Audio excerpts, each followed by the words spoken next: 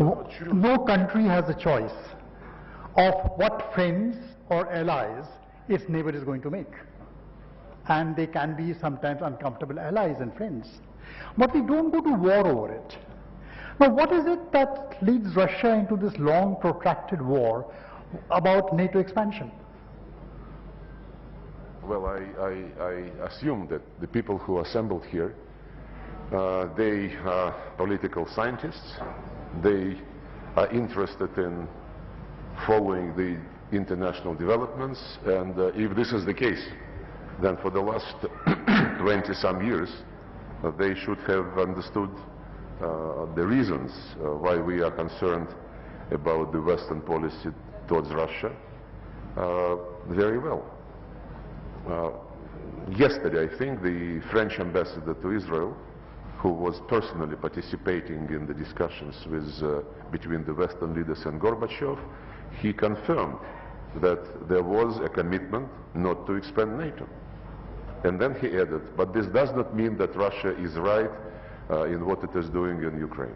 But between the lie about not expanding NATO and the events which started 1 year ago, there were so many developments which you cannot overlook.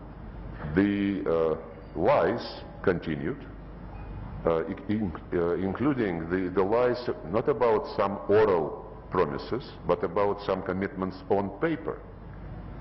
In OSCE, Organization of Security and Cooperation in Europe, during a summit in Istanbul in 1999, the political declaration was signed by the presidents and the prime ministers, which said security is indivisible, and the OSCE participants are all committed to equal and indivisible security. Then they stated that each country is free to choose alliances, but in doing so, no country can strive to strengthen its security at the expense of the security of others. And then another principle was signed by the presidents and the prime ministers, according to which no country and no organization in the OSCE region can pretend to dominate militarily. If you read it again, it's clear that NATO violated all these commitments. By the way, it was 1999, and then it was repeated in 2010 at another OSCE summit in Kazakhstan. And when we started to ask questions, guys, you committed yourself not to increase your security at the expense of our security, can you stop expanding NATO? They said, well, this is just political commitment. So when we said, okay, you said this is political commitment, let's make it a legal commitment, let's put all these principles in a legally binding treaty, indivisible security. You know what they told us? They said, you know, legally binding guarantees of security can only be obtained inside NATO. Just looking into our face. We told them, look, President Obama signed this particular paper. Well, this is political commitment, forget about this. And then there was another legally binding commitment, I mean the resolution of the Security Council which endorsed the Minsk agreements. It was very, very astonishing that all those who signed the Minsk agreements, except Putin, publicly admitted that they never intended to implement this particular Security Council resolution. So, no delivery on the oral commitments, no delivery on written commitments, no delivery on legally binding commitments. And all this was accompanied by NATO instructors beefing up Ukrainian army, Ukraine getting more and more weapons. As Merkel, Hollande, Poroshenko and Zelensky said, we needed the Minsk agreements to buy some time to get more and more weapons to Ukraine. And if you can check the reports of OSCE Special Monitoring Mission, they registered sharp increase of the shelling of Donbass just in the beginning of February. 20, 30 times more than the routine exchange of fire before that. So we defended our security, we defended the people, the Russian people, who had been denied by Poroshenko and Zelensky, denied the right to use the Russian language in education, in media, in culture, in everything. If you check the Ukrainian legislation passed after the coup brought to power this neo-Nazist regime, they cancelled, legally cancelled everything what has to do with the Russian language. And when the people who did not accept the coup in the east of Ukraine and in Crimea said, guys, leave us alone, we are not going to follow your policies, they were declared terrorists. And it is the regime who started the war against these people. That's why the Minsk agreements were considered, you know, the way to stop this. And it was not very difficult to implement the Minsk agreements. It was about the special status for a small part of the east of Ukraine, much smaller than the territory which is controlled by the Russian army now, much smaller. But they didn't want to do this because the special status to be given to this small territory included the right to use the Russian language. And this in itself was considered a taboo by the Nazists who took the power in Ukraine through a coup. Then there was the right to have some local police, which is nothing unusual, and then the right to be consulted when judges and prosecutors are appointed for this particular region.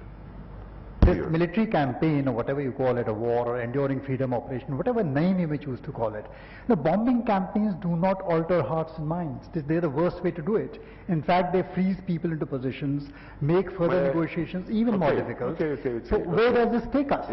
Yeah. Tell me, when this conference started? What year? This is the eighth year now. Eighth Raisina dialogue we are having. 8th year. Eighth, yeah. You started in 2014 or something? Yeah,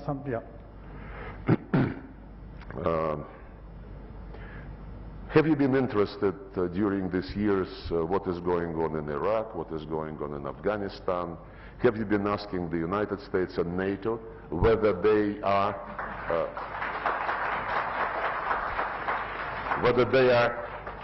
certain of what they are doing? When they now Scholz, Baerbock, Macron and others say this is the first time when the OSCE Helsinki Final Act is being violated. They don't remember about 1999 when Serbia was bombed, when Joe Biden, being a senator at that time, he was bragging that 1 year before the bombing of Serbia, I promoted this approach, and I believe that we have to bomb them out into peace. When Iraq was ruined as a state, after Colin Powell showed a vial with some powder, and then a few years later Tony Blair said, yes, it was a mistake. What to do? No, but that is a lesson which needs to be learned. Wait a second.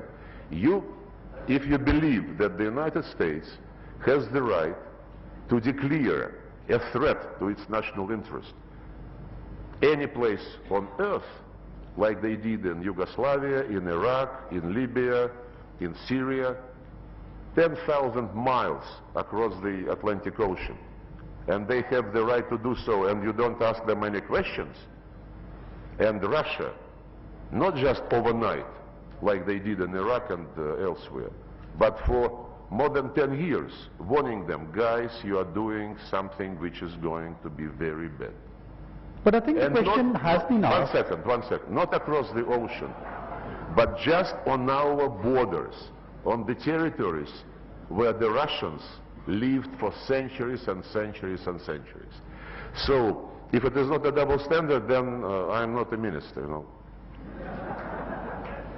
Is there some end game which you are playing or the other side is playing? Where does this all take us? See, countries in the region are aghast at what is happening. They're affected by what is happening. Food, fertilizer, energy. Countries of the region are affected not by what we are doing in Ukraine. They're affected by the reaction of the West to what we are doing in Ukraine after we had warned them for decades, you know, that they should stop this expansion of NATO and pushing arms into Ukraine to prepare them for the war against us. I just participated yesterday in the G20 ministerial, and our Western friends were shouting in the microphones, Russia must, Russia must, Russia must, and all the developing delegates, they were also saying, you know, we want to stop the war when Russia is ready to negotiate. If you are really interested in politics and in the root causes of this particular situation, then you would know that Biden, Blinken, Stoltenberg, Borrell repeatedly stated that Russia must be defeated on the battlefield. Russia must suffer strategic defeat. And this, they say, is existential for the West in the context of global domination. It's a very blunt admittance, I would say.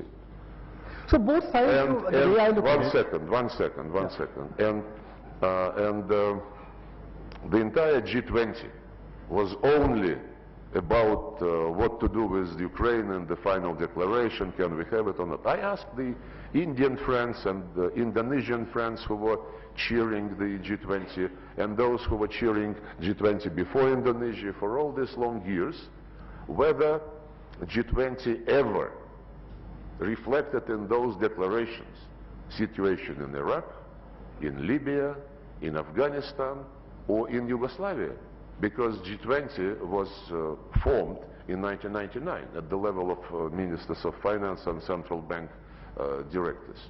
And in 2008 it became Summit G20. Nobody was giving a damn about anything except finances and macroeconomic policies, which G20 was formed for. These days, when it is not something which the West is doing, believing this, that it's right, when Russia has, after many years of warnings, started to defend itself, there is nothing except Ukraine which is of interest for G20. It's a shame. It's a shame, and this policy would fail. If they say this is existential for them, it is existential for us. I am trying to explain to you that it is not black and white, that the sufferings of others are not related to what we are doing in Ukraine to defend ourselves at all.